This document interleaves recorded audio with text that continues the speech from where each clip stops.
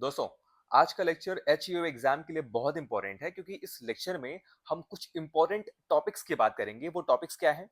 ये है health programs and digital health initiatives, यानी कि सरकार द्वारा हाल ही में लॉन्च किए गए जो स्वास्थ्य से रिलेटेड प्रोग्राम्स हैं। ठीक है, स्वास्थ्य से रिलेटेड जो कार्यक्रम है और जो डिजिटल स्वास्थ्य पहल है उसकी हम चर्चा करेंगे। और ये बहुत इंपॉर्टेंट क्यों है? क्योंकि ये हाल ही में लॉन्च किए गए हैं, यानी कि 2025 और 26 में लॉन्च किए गए हैं। इस वजह से बहुत इंपॉर्टेंट है। और खासकर ये जो टॉपिक्स हैं ये आपके करंट ओरिएंटेड भी हैं। ठीक है, ये क्या है? ये करंट अफेयर्स के लिए भी काफी इंपॉर्टेंट है। ठीक है, तो आई बिलीव आप लास्ट तक बने रहेंगे और एग्जामिनेशन में आपको यहाँ से सीधे क्वेश्चन देखने मिल सकते हैं। ठीक है, और इस क्लास में हमारा स्पेशल फोकस वो तीन बड़े पिलर्स पर होगा। वो तीन बड़े पिलर्स क्या है, मैं वो भी आपको एक्सप्लेन कर देता हूँ जिसकी हम चर्चा करेंगे एट टॉपिक। ठीक है, तो वो जो तीन बड़े टॉपिक्स है या स्कीम्स है वो क्या क्या है? वो पहला है national day care system, day care cancer centre, इसकी बात करेंगे। है ना, यानी कि जो हमारे कैंसर सिस्टम को जो हमारे कैंसर के केयर सिस्टम को पूरी तरह बदलने वाला है। ठीक है, और जो दूसरा स्कीम या आप पॉलिसी कह लीजिए वो है एबीडीएम, एबीडीएम 2.0, यानी कि आयुष्मान भारत डिजिटल मिशन 2.0, जो भारत में एआई और डिजिटल हेल्थ का एक नया युग माना जा रहा है ना। एआई के माध्यम से हम हेल्थ सिस्टम को चेंज करने वाले हैं, इसके बारे में बात करेंगे। ये भी 2025-26 के बजट में ही डिस्कशन किया गया था। और लास्ट में एक और स्कीम है, वो है बायो फार्मा, बायो फार्मा शक्ति स्कीम, शक्ति स्कीम, इसकी बात करेंगे। ये भी हेल्थ रिलेटेड है, इस वजह से मैंने इसको भी पिक किया हुआ है। तो इस लेक्चर में हम इन तीन स्कीम्स की बात करेंगे। तो चलिए शुरुआत करते हैं। तो नमस्कार दोस्तों, मैं प्रोफेसर शिवम पांडे आपका स्वागत करता हूं द ऑफिसर्स पॉइंट पर। ओके, तो आज हम इन टॉपिक्स को सिर्फ समझेंगे नहीं, बल्कि इनके पीछे के जो कुछ हिडन फैक्ट्स हैं हम उसको भी उस पर भी नजर डालेंगे। राइट, जो आपके एग्जाम में सीधा सीधा पूछा जा सकता है। तो चलिए शुरुआत करते हैं। सबसे पहले हम बात करेंगे नेशनल डे केयर सेंटर की। सबसे पहले हम बात करेंगे नेशनल डे केयर सेंटर की। Just wait.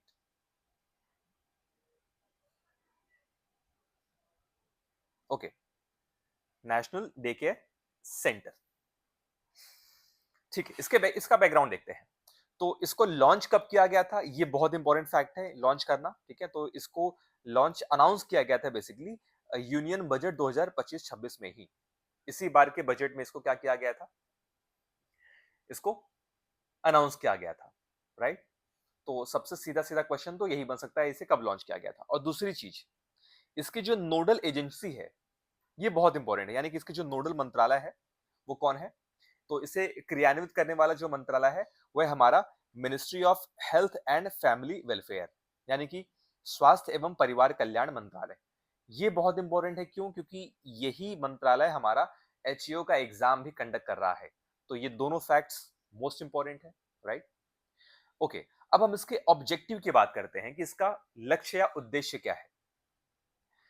तो देखिए, भारत में कैंसर का इलाज बहुत ही महंगा है और बहुत सेंट्रलाइज्ड है ना, बहुत केंद्रित है ये। और गांव या छोटे शहर के किसी मरीज को अगर कीमोथेरेपी भी करानी है तो कीमोथेरेपी के लिए उनको मुंबई या दिल्ली जैसे, मुंबई का जो टाटा हॉस्पिटल है, टाटा मेमोरियल हॉस्पिटल, या दिल्ली के जो एम्स, दिल्ली का जो एम्स हॉस्पिटल है, इन महानगरों में जाना पड़ता है, जो कि अपने आप में एक बहुत ही खर्चीला और बहुत टाइम कंज्यूमिंग है। तो इसी समस्या को खत्म करने के लिए सरकार का उद्देश्य, ठीक है, सरकार का उद्देश्य क्या है? सरकार का उद्देश्य है district level cancer treatment access कराना, है ना, यानी कि जिला स्तर पर ही कैंसर के इलाज को पहुंचाना। ठीक है, कैंसर के इलाज को इजी बनाना। और जो दूसरा इसका ऑब्जेक्टिव है, सरकार का जो दूसरा लक्ष्य है, वो है reduce travel burden and heavy treatment cost, यानी कि जब इलाज आपको अपने जिले में ही मिल जाएगा तो लंबी दूरी की यात्रा आपको नहीं करनी पड़ेगी और इलाज का जो अत्यधिक लागत है वो अपने आप में कम हो जाएगा। ठीक है, आप ऐसा मान लीजिए कि अगर किसी को कीमोथेरेपी कराना है या किसी को कैंसर का इलाज कराना है तो उसे या तो मुंबई में शिफ्ट होना पड़ेगा या तो दिल्ली में। क्यों? क्योंकि ये 1-2 दिन का ये इलाज नहीं है। इसमें आपको कम से कम 3 से 4 मंथ का टाइम लगता है ना? तो 3 से 4 मंथ्स आपको मुंबई में किराए पे घर लेना पड़ेगा या किसी आप रिलेटिव के यहाँ रुकेंगे। अगर आप किराए पे भी घर लेते हैं, तो कम से कम 35 से 40 हज़ार रुपया प्रति महीना आपका फ्लैट का किराया ही हो जाएगा, अगर आप फ्लैट परचेज़ वहाँ पे रेंट रेंट कर रहे हैं तो। इसके अलावा वहाँ की जो लाइफ़स्टाइल है, वहाँ की जो खान-पान की व्यवस्था है, वो बहुत खर्चीला बन जाता है। मतलब कि इलाज से ज़्यादा खर्चीला तो आपका वहाँ पे रहना हो जाता है। तो इस 2 समस्याओं को सॉल्व करने के लिए सरकार ने इस स्कीम को लॉन्च किया है। इस स्कीम के ये स्कीम का मतलब क्या है? इसमें क्या फीचर्स हैं? हम उसको आगे डिटेल में समझते हैं। Okay, alright. ठीक है, देखिए इसके अलावा अगर मैं आपको बता दूँ कि भारत में जो कैंसर के बढ़ते मामले हैं, उनका जो मुख्य कारण है, वो है लेट डायग्नोसिस। उनका मेन रीज़न क्या है? Late diagnosis. यानी कि देर से पता चलना, है ना? और डिसकंटिन्यूएशन भी है। डिसकंटिन्यूएशन ऑफ ट्रीटमेंट मतलब पैसों की वजह से या ज़्यादा दूरी की वजह से इलाज लोग बीच में छोड़ देते हैं, है ना? और ये जो स्कीम है, ये इसी समस्या पर वार करती है। इन्हीं समस्या को ये टैकल करती है, राइट? तो अब हम इसके फीचर्स की बात करते हैं कि भाई इस स्कीम में आपको क्या मिलेगा? सरकार क्या आपको प्रोवाइड कर रही है? तो ये जो स्कीम है, इस स्कीम के तहत देश भर में कुल 200 से ज़्यादा जो डे केयर कैंसर सेंटर हैं, वो प्रस्तावित किए गए हैं, है ना? ये नंबर काफ़ी इंपॉर्टेंट है, 200। कितने क्वेश्चन ये पूछा जा सकता है कि कितने डे केयर सेंटर प्रस्तावित किए गए, प्रपोज़ किए गए हैं, तो 200 डे केयर सिस्टम, ठीक है? और अगर इसके लोकेशन की बात करें, लोकेशन देखिए लोकेशन आप समझिए कि इसे कहाँ बनाया जाएगा? इसको बनाने में बहुत ज़्यादा समय और इंफ्रास्ट्रक्चर सरकार बर्बाद नहीं करेगी, बल्कि इसे सीधे हमारे जो डिस्ट्रिक्ट हॉस्पिटल है, जो जिला अस्पताल हैं, उनके भीतर ही बनाया जाएगा, ठीक है? उनके भीतर ही बनाया जाएगा। अच्छा, डे केयर सेंटर का मतलब मैं आपको अगर समझा दूँ, ये क्या होता है कि आपको यहाँ पे एडमिट नहीं होना पड़ेगा, ठीक है? No admit. आपको इस सेंटर में भर्ती नहीं होना पड़ेगा। आप दिन भर में ही आपका जो भी ट्रीटमेंट है, जो भी इलाज है या कीमोथेरेपी है या जो भी जाँचें हैं, आपको दिन-दिन में ही ये कंप्लीट करके आपको घर भेज दिया जाएगा। मतलब आपको भर्ती होने की ज़रूरत नहीं है। इसे कहते हैं डे केयर सेंटर। मतलब दिन में ही आपका ये इलाज हो जाएगा, राइट? ओके, तो मैं आपको बता रहा था कि इसे अलग से कोई बिल्डिंग बनाने में समय बर्बाद नहीं किया जाएगा। आपके जो जिला अस्पताल है, उसी में ही, उसके भीतर ही इस सेंटर को स्थापित किया जाएगा। ये काफ़ी इंपॉर्टेंट, आप इसे याद रखिए, ओके? अच्छा, अब मैं आपको और डिटेल में बताऊँ तो यहाँ पे जो डे बेस्ड प्रोसीजर है, यहाँ मतलब मुख्य रूप से जो डे बेस्ड कीमोथेरेपी है और बायोप्सी की जाएगी। कीमोथेरेपी की जाएगी और बायोप्सी की जाएगी। अच्छा, कीमोथेरेपी के बारे में मैं आपको ये भी बता देता हूँ, क्या होता है ये? कीमोथेरेपी मतलब कि अगर कोई पेशेंट है जिनको कैंसर डिटेक्ट हुआ है कि उन्हें कैंसर है, तो कीमोथेरेपी उस कैंसर के इलाज का पहला चरण है, ये फर्स्ट स्टेप है, ठीक है?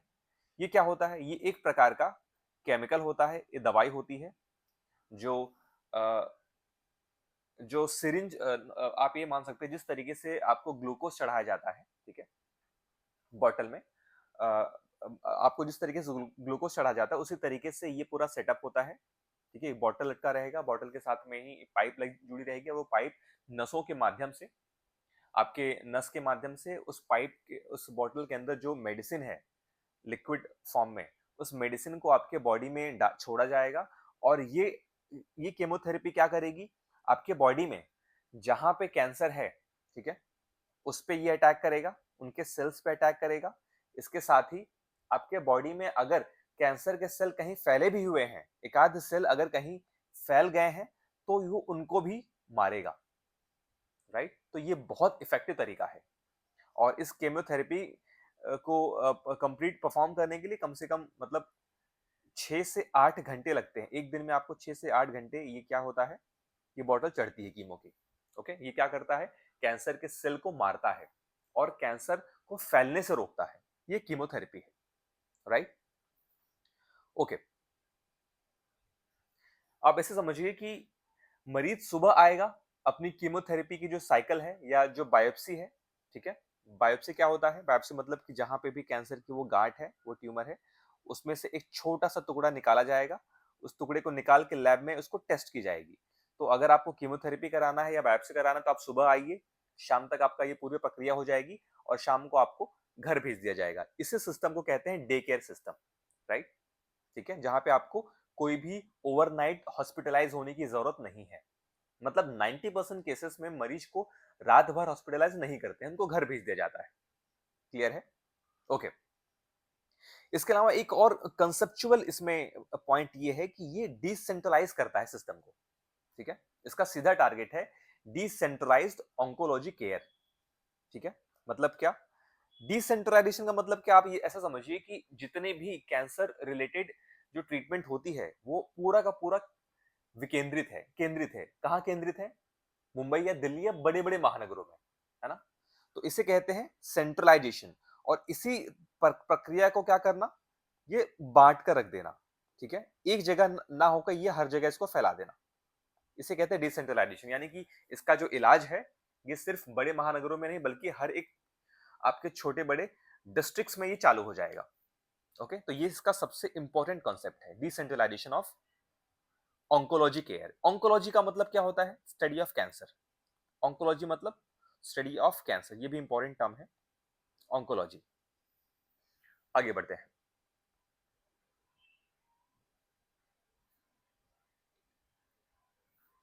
अब इसके इंपॉर्टेंस की बात करते हैं, इसके महत्व की बात करते हैं। तो एक हेल्थ एजुकेशन ऑफिसर के रूप में आपको इस स्कीम का, इस योजना का सिग्निफिकेंस यानी कि महत्व समझना बहुत जरूरी है, ठीक है? क्योंकि इंटरव्यूज में भी क्वेश्चन यहां से बन सकते हैं।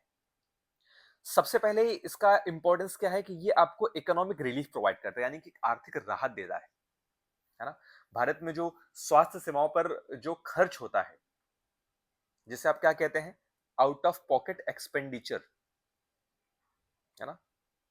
मतलब कि जो आपके जेब से खर्च होते हैं, भले ही सरकार सारी सारी जो ट्रीटमेंट है या जो सारी मेडिसिन से है, ये बहुत कम दाम पे अब मुफ्त रखे हैं, बट फिर भी इसके अलावा भी आपके जेब से जो खर्चे होते हैं, उसे हम कहते हैं आउट ऑफ पॉकेट एक्सपेंडिचर। तो बड़े बड़ी बीमारियां होती हैं, उनमें आउट ऑफ एक्सपेंडिचर बहुत ज्यादा है। भारत में अभी भी लगभग 50 से 55% का है। मतलब उतना खर्चा आपको अपने जेब से ही डालना पड़ता है, जिसकी वजह से क्या होता है, जो बिलो पॉवर्टी लेवल की फैमिलीज हैं, उनका दिवालिया निकल जाता है ना? और जो एवरेज फैमिलीज भी हैं, उनको ये खर्चे गरीबी रेखा के नीचे धकेल देते हैं। इतना खर्चीला होता है ये। ठीक है? तो इस स्कीम का ये भी ऑब्जेक्टिव है कि ये जो इतने खर्चे हैं, उसको कम किया जाए। राइट? ओके। नेक्स्ट, ये खर्चे कम कैसे होंगे? जो आपका ट्रेवल का टाइम एंड कॉस्ट है, वो कम हो जाएगा। राइट? इसके अलावा इसका महत्व, दूसरा महत्व क्या है? थेरेपी कंटिन्यूटी यानी कि उपचार की निरंतरता, है ना? कीमोथेरेपी में सबसे जरूरी जो चीज होती है, वो है उसका टाइमिंग। अगर साइकिल मिस हो जाता है, कीमोथेरेपी मतलब कि ये तीन से तीन से नहीं, आप ये मानिए कि 2 से लेकर 4 इसका साइकिल करना पड़ता है। साइकिल मतलब क्या? जिस प्रकार का कैंसर पेशेंट को हुआ है, जितना सीवियर वो कैंसर, जितना वो अ, दुर्लभ कैंसर है, उसके बेसिस पे 2 से 4 साइकिल करने पड़ते हैं। मतलब कि एक साइकिल में जब आप पहली बार जाओगे कीमोथेरेपी कराने के लिए, तो वहां पे आपको 2 से 3 दिन भी लग सकता है। 2 से 3 दिन का एक साइकिल होता है। इस तरीके से 2 से लेकर 4 साइकिल आपको करने पड़ते हैं। राइट? इसे कहते हैं साइकिल। तो ये साइकिल मिस नहीं होना चाहिए कैंसर को ट्रीट करने के लिए, नहीं तो कैंसर दोबारा हावी हो जाता है। और अगर पास में ही आपका सेंटर, आपके जिले में ही ये कीमोथेरेपी का सेंटर तो मरीज क्या करता है, इसमें निरंतरता रखता है ना? यानी वो समय से अपना इलाज नियमित रूप से वो पूरा कर सकता है। इसके अलावा डिकंजेशन होता है यानी कि जो ओवर क्राउडिंग होती है, मतलब महानगरों की जो भीड़ भाड़ वाले जो कैंसर के बड़े अस्पताल है, जैसे टाटा का मान लीजिए, टाटा मेमोरियल सेंटर, राइट? तो इनका जो अतिरिक्त दबाव है, इनके ऊपर जो एक्स्ट्रा बर्डन है, वो भी कम हो जाएगा और ये और बेटर एफिशिएंसी से काम कर सकते हैं, रिसर्च कर सकते हैं और दवाइयां बना सकते हैं कैंसर की, है ना? तो ये इसका इंपॉर्टेंस है, राइट? अच्छा, इंपॉर्टेंस तो है लेकिन इसके साथ-साथ इसके कुछ चैलेंजेस हैं। हो सकता है इंटरव्यूअर आपसे पूछ ले कि भाई जो ये day care cancer centre launch किया गया है, इसके बेनिफिट तो हम हर किसी को मालूम होगा, आप पढ़ तो लेंगे, लेकिन इसके चैलेंजेस क्या हैं? इसकी चुनौतियाँ क्या हैं? वो आपको जानना ज़रूरी है। तो चुनौती क्या है? Severe shortage of medical and surgical oncologist, मतलब कि जो ये ऑन्कोलॉजिस्ट हैं, यानी कि जो कैंसर के स्पेशलिस्ट डॉक्टर्स हैं, है ना? इनकी कमी बहुत ज़्यादा है हमारे देश में। आप सेंटर तो खोल देंगे, लेकिन वहाँ पे डॉक्टर कहाँ से लाएँगे? ये सबसे बड़ा सवाल है। तो ये सबसे बड़ा चैलेंज भी है इसका। इसके अलावा दूसरा चैलेंज क्या है? Lack of specialised trained oncology nurses, right? तो डॉक्टर्स का चैलेंज तो है, डॉक्टर्स के साथ-साथ जो नर्सेस होती हैं, जो इस कैंसर रिलेटेड ट्रीटमेंट में एक्सपर्ट होती है, ट्रेन्ड होती हैं, इनकी अवेलेबिलिटी भी, इनकी उपलब्धता भी बहुत बड़ा चैलेंज है। ठीक है? ये बहुत ही लिमिटेड है। इनको बहुत ही लिमिटेड ट्रेनिंग प्रोवाइड की गई है नर्सेस को, जो कैंसर जैसे ट्रीटमेंट को मैनेज कर सके, राइट? इसके अलावा इसके अलावा जो कैंसर रोधी दवाइयाँ हैं, इनकी जो सप्लाई चेन है वो बहुत कॉम्प्लेक्स है, जो बहुत जटिल है। इन्हें सही तापमान पर और सही समय पर जिला स्तर तक पहुंचाना एक बहुत बड़ा एडमिनिस्ट्रेटिव चैलेंज होगा, क्योंकि इनको एक प्रॉपर टेम्परेचर मेंटेन करना पड़ता है इन दवाइयों को ठीक ठाक रखने के लिए, यानी कि सही रखने के लिए, राइट? तो ये काफी बड़ा चैलेंज है। इसके अलावा इक्विपमेंट मेंटेनेंस, यानी कि जो लेबोरेटरीज में जो उपकरण है, इक्विपमेंट है, इनका रख रखाव सुनिश्चित करना बहुत इंपॉर्टेंट है और ये बहुत मुश्किल भी है। इनको प्रॉपर मेंटेनेंस सर्विसिंग की जरूरत पड़ती है। तो ये क्या है? ये चार क्या है? चैलेंजेस हैं इस डे केयर सेंटर के, right?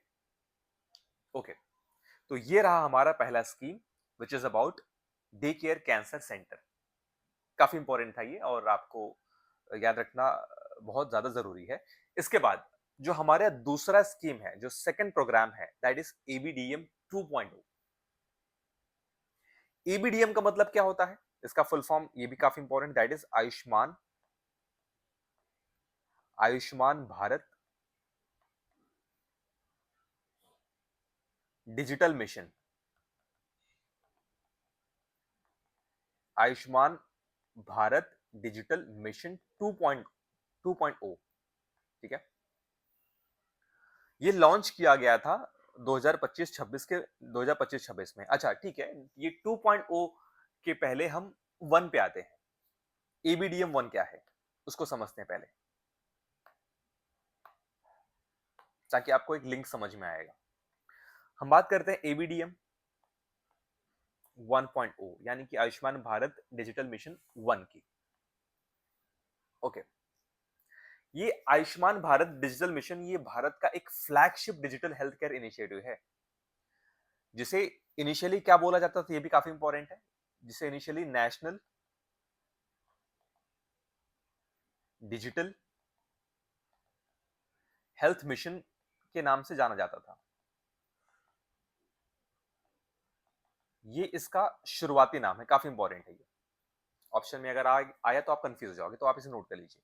National digital health mission, इसका ये शुरुआत में इसका यही नाम था, राइट? इस नाम से इसको लॉन्च किया गया था और इस स्कीम को पायलट बेसिस पे, मतलब कि टेस्टिंग बेसिस पे 15 अगस्त 15 अगस्त 2020 को इसे लॉन्च किया गया था भारत के 6 यूनियन टेरिटरीज में, यूटीज में, यानी कि केंद्र शासित प्रदेशों में से लॉन्च किया गया था, ठीक है? और फुल्ली इसे कंप्लीटली, यानी कि पूरे राष्ट्रीय स्तर पर 27 सितंबर 27 सितंबर 2021 को लॉन्च किया गया था। ये डेट बहुत इंपॉर्टेंट है, ये दोनों डेट काफी इंपॉर्टेंट है, ठीक है? अगर क्वेश्चन पूछा जाए कि पायलट बेसिस पे, यानी कि ट्रायल बेसिस पे इसे कब लॉन्च किया गया था, तो 15 अगस्त 2020 को। और अगर राष्ट्रीय स्तर पर फुल फ्लेज में इसे कब लॉन्च किया गया था, तो ये था 27 सितंबर 2021 में, राइट? ओके। अच्छा, इसके अलावा एक और चीज इंपॉर्टेंट है, क्या है वो? कि इस मिशन को इंप्लीमेंट कौन करता है? लागू कौन करता है? तो इस मिशन को नेशनल हेल्थ अथॉरिटी, इसे नेशनल हेल्थ अथॉरिटी यानी कि एनएचए इसको लागू करता है, इंप्लीमेंट करता है। ये बहुत इंपॉर्टेंट है। डिफिकल्ट क्वेश्चन पूछा गया तो ये क्वेश्चन पूछा जाएगा, इजी क्वेश्चन पूछा गया तो बाकी पूछे जाएंगे, राइट? ओके, तो ये तो रहा इसके बारे में थोड़ा ब्रीफ, बट ये समझिए कि इसका ऑब्जेक्टिव क्या था, इसे लॉन्च ही क्यों किया गया था, होता क्या है ये? तो एबीडीएम का मेन ऑब्जेक्टिव था एक इंटीग्रेटेड डिजिटल हेल्थ केयर का इकोसिस्टम बनाना, मतलब एक एकीकृत हेल्थ केयर का सिस्टम बनाना, जहां पे पेशेंट हो गए, जहां पे पेशेंट, डॉक्टर्स, हॉस्पिटल हॉस्पिटल हो गए, इसके अलावा जो लेबोरेटरीज है, ब्लड टेस्ट या टेस्टिंग के जो लैब्स हैं, है ना, इनको एक साथ इकट्ठा डिजिटल तरीके से इन्हें कनेक्ट करना, इन सभी को जोड़कर रख देना, ठीक है, ताकि ये जो हमारा हेल्थ केयर सिस्टम है ये और मजबूत बन सके और स्ट्रांग बन सके, राइट? ओके, तो इसी के अंडर में हमारे नागरिकों को एक यूनिक डिजिटल हेल्थ आईडी भी दी गई थी। एक हेल्थ आईडी दिया गया था, है ना, इसी स्कीम के तहत, जिसका नाम क्या था? आभा आईडी। आभा आईडी आपने आप जानते होंगे। अब क्या हो रहा है, हर एक हॉस्पिटल में, हर एक पेशेंट, आप किसी भी अस्पताल में जाएंगे तो आपको आधा आभा आईडी बनाना ये मैंडेटरी, ये जरूरी कर दिया गया है। आभा का फुल फॉर्म क्या है ये आप मुझे कमेंट करके बताइए, ठीक है? आभा आईडी मैंने काफी बार आपको बताया हुआ है, आप इसे कमेंट करके बताइए।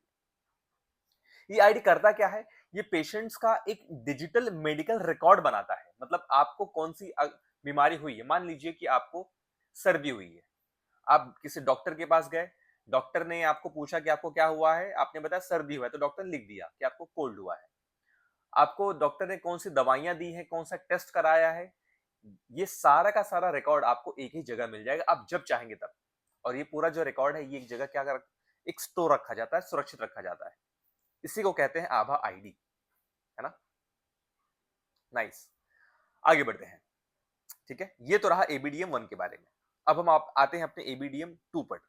जो एबीडीएम 2 है ये इसी का एक एक्सपेंशन है, ठीक है? ये इसी का एक विस्तारित वर्जन है, विस्तारित चरण है, ठीक है? सॉरी, एबीडीएम 2.0,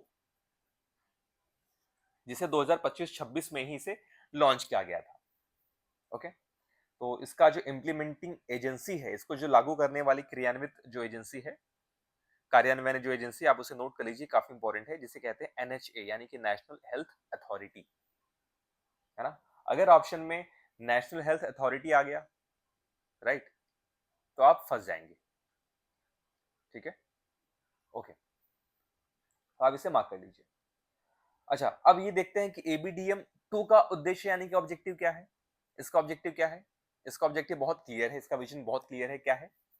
एक AI enabled digital health care ecosystem provide करना, प्रिपेयर करना, यानी कि एक आर्टिफिशियल इंटेलिजेंस की मदद से एक ऐसा डिजिटल स्वास्थ्य सेवा तंत्र बनाना जो पूरे देश में स्वास्थ्य डेटा का एक सुरक्षित आदान प्रदान करने में मदद करे, मतलब सीमलेस डेटा एक्सचेंज करे, है ना?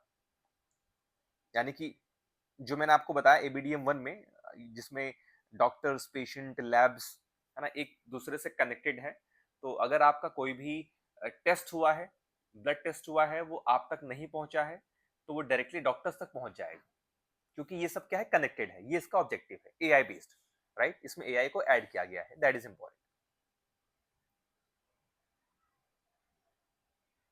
अच्छा, सोचिए अगर आप यूपी के किसी गांव में हैं और आपका इलाज दिल्ली के किसी डॉक्टर से चल रहा है, तो आपका पूरा का पूरा जो मेडिकल डेटा है वो एक क्लिक पर आपके किसी भी डॉक्टर के पास उपलब्ध हो जाएगा। इसका ये मेन ऑब्जेक्टिव, आप इस तरीके से समझ सकते हैं। आप कहीं भी इलाज क्यों ना कराएं, लेकिन आपका जो भी पूरा रिकॉर्ड है, डेटा है, वो क्या होगा, एक ही क्लिक पर किसी भी डॉक्टर के पास आ जाएगा। आपको कोई भी पेपर या प्रिस्क्रिप्शन मेंटेन करने की जरूरत नहीं पड़ेगी, राइट? ओके, नाउ, तो इसमें मैंने आपको इसके बारे में बता ही दिया है, इसके दो कंपोनेंट्स हैं, ठीक है? ये दो चीजों पर काम करता है। एक है आपका आभा आईडी, जिसके बारे में मैंने आपको बताया, है ना? ये हर एक नागरिक का अपना एक यूनिक होता है, जिस तरीके से आपका आधार कार्ड होता है उस तरीके से आपका आभा आईडी भी होता है। दूसरा है ईआरएस इंटीग्रेशन। ईआरएस क्या होता है? Electronic health card. ईआरएस का फुल फॉर्म क्या है? Electronic health record, EHR। ये क्या है? इसका मतलब है इलेक्ट्रॉनिक हेल्थ रिकॉर्ड। इसका मतलब है इसके जरिए मरीज के जो मेडिकल हिस्ट्री है उसको अलग अलग हॉस्पिटल नेटवर्क्स और राज्यों के बीच पूरी तरीके से सुरक्षित तरीके से इसे पोर्टेबल बनाना, है ना। यानी आपको बड़े बड़े फाइल का ढेर लेकर घूमने की जरूरत नहीं है। ये सारा का सारा आपका जो मेडिकल हिस्ट्री है, मेडिकल रिकॉर्ड है, वो एक ही फाइल में आ जाएगा। आप किसी भी स्टेट में क्यों ना हो, किसी स्टेट से किसी दूसरे स्टेट में क्यों ना शिफ्ट हो गए हैं, ये पूरा का पूरा क्या है, ये एक क्लिक में आ जाएगा। इसी को कहते हैं EHR, है ना। ये क्या है? ये सिर्फ और सिर्फ क्या है, आपका कार्ड है। और ये क्या है, कि इसी कार्ड में ये पूरा का पूरा आपका जो डेटा स्टोर कर दिया जाएगा। ठीक है, ओके।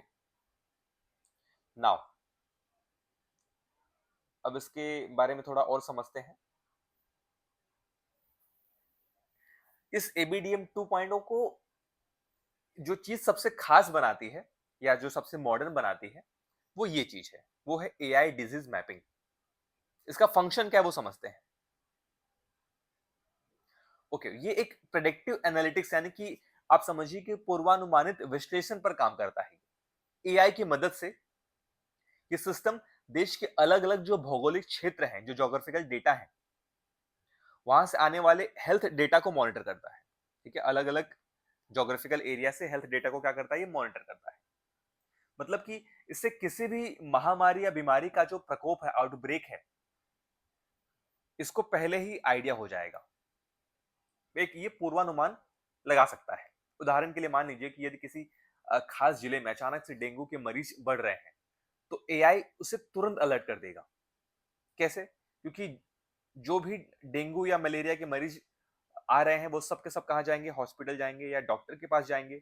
और डॉक्टर क्या करेंगे, उनका जो रिकॉर्ड है वो आभा कार्ड में दर्ज हो जाएगा कि भाई इस पेशेंट को डेंगू हुआ है या मलेरिया हुआ है। अगला पेशेंट आया, उसका भी जो रिकॉर्ड है वो उसके आभा ID में दर्ज हो गया। तो अगर किसी एरिया में आभा ID में जितने ज्यादा ये डेंगू या मलेरिया के रिकॉर्ड दर्ज हो रहे हैं, तो AI के माध्यम से उस एरिया को हाई अलर्ट पे डाल दिया जाएगा, राइट। जिसकी वजह से क्या होगा, मेडिकल जो टीम है, जो सरकार की नीतियां हैं, वहां पे बहुत अच्छे से उसको एग्जीक्यूट करने का मौका मिल सकेगा, है ना। ये इस चीज को यूनिक बनाती है, इस ABDM 2.0 को। अब यहाँ पे हम इसके इंटर इसके हम इंटरोपेरेबिलिटी की बात करते हैं। मतलब क्या, आप इसे अंतर संचार, आप इसे मान सकते हैं क्या है, अंतर संचालनीयता, अंतर संचालनीयता। ठीक है, मतलब इन शॉर्ट आप इसे समझिए कि डेटा एक्सचेंज को ये बहुत फास्ट बनाता है। हॉस्पिटल के बीच या डॉक्टर्स के बीच या पेशेंट के बीच जो भी डेटा है, उस चीज को बहुत फास्ट बनाता है ना। एक क्लिक में ही इसको बना देता है। Okay,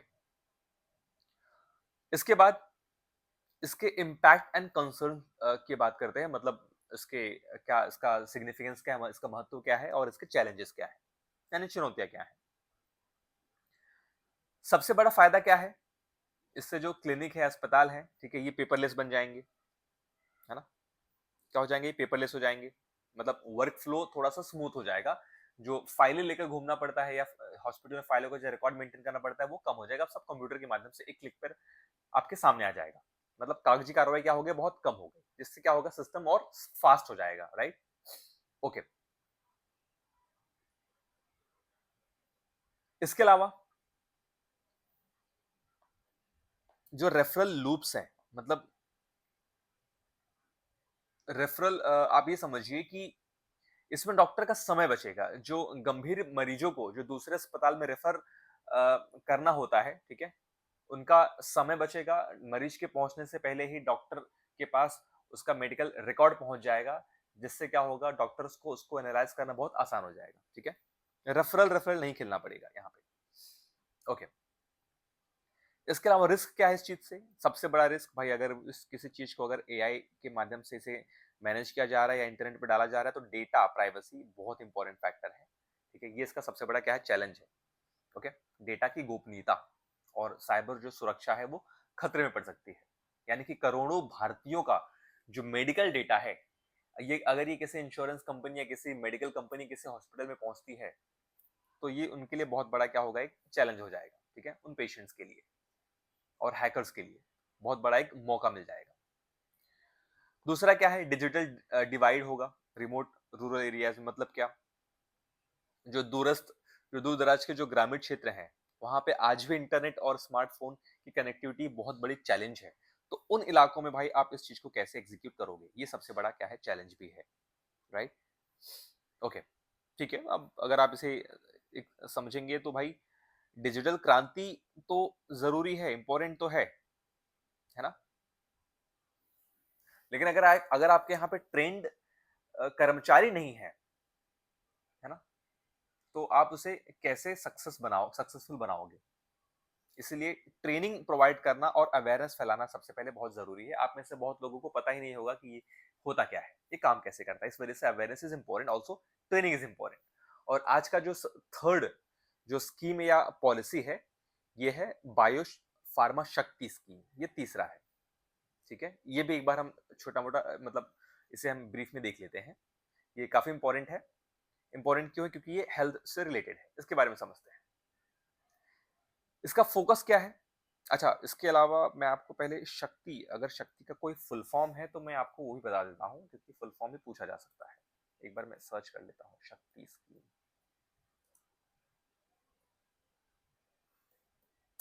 bio pharma. हाँ, ठीक है, बायो फार्मा शक्ति का फुल फॉर्म आप नोट कर लीजिए, काफी इंपॉर्टेंट है ये। तो ये है strategy for health care advancement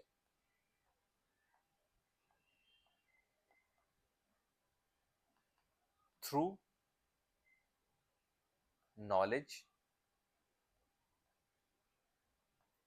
technology and innovation. ये इसका फुल फॉर्म है, विच इज वेरी इंपॉर्टेंट, ठीक है। अगर इस टॉपिक से क्वेश्चन बनता है तो मुझे लग रहा है कि इसका फुल फॉर्म ही पूछ लेगा। चार ऑप्शन आपको देगा, एक सही रहेगा, तीन गलत रहेगा, आपसे पूछ लेगा कि कौन सा करेक्ट है, ठीक है।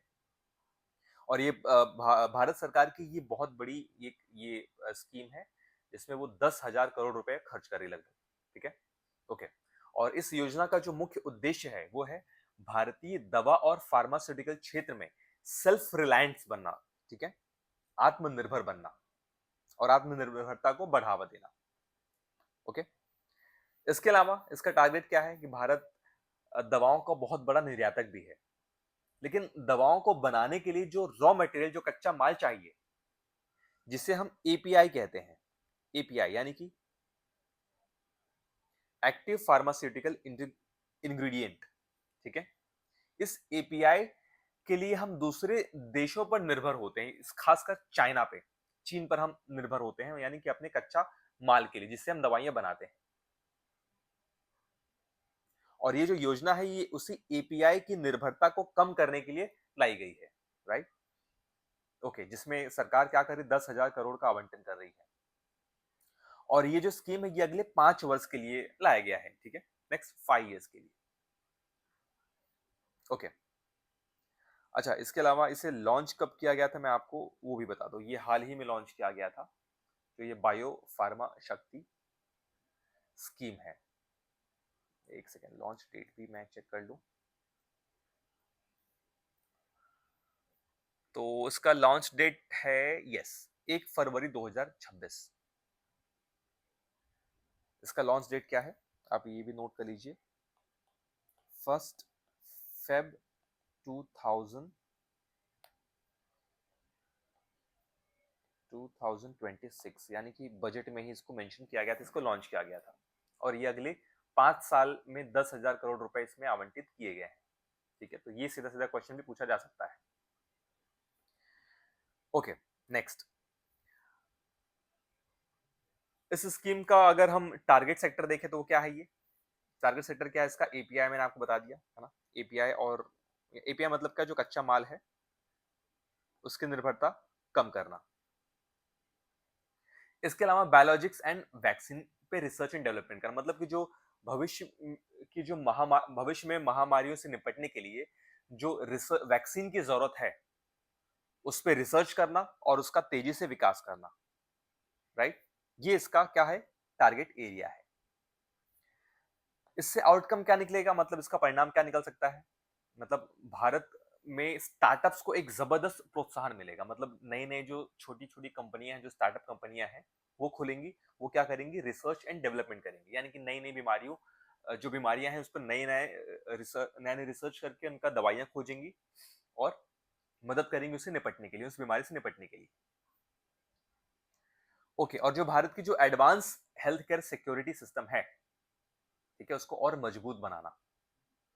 यानी कि किसी भी बड़ी बीमारियों के लिए हमें दूसरे देशों पर या दूसरे दूसरे देशों पर निर्भर होने की जरूरत ना पड़े, ठीक है? और भारत को फार्मेसी ऑफ द वर्ल्ड बनाया जा सके, राइट? क्लियर है?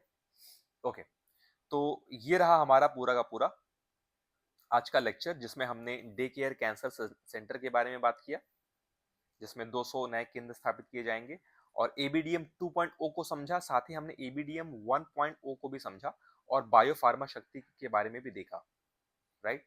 तो ये रहा हमारा आज का पूरा लेक्चर, और आई बिलीव आपको ये लेक्चर पसंद आया। अगर आपको ये लेक्चर अच्छा लगा तो चैनल को प्लीज सब्सक्राइब करें, लाइक शेयर एंड कमेंट करें। और इसी तरीके से जितने भी स्कीम्स है या जितने भी पॉलिसीज या स्कीम्स या जो भी हेल्थ से रिलेटेड हैं वो चीजें, ये मैं आपको इसी तरीके से लेक्चर के माध्यम से अपडेट करते रहूंगा। और ये पीडीएफ मैं आपको पेड ग्रुप में प्रोवाइड कर दूंगा, ताकि जहां से आपको रिवीजन करने में भी हेल्प मिले। तो दोस्तों, मिलते हैं अपने अगले वीडियो में, तब तक के लिए जय हिंद।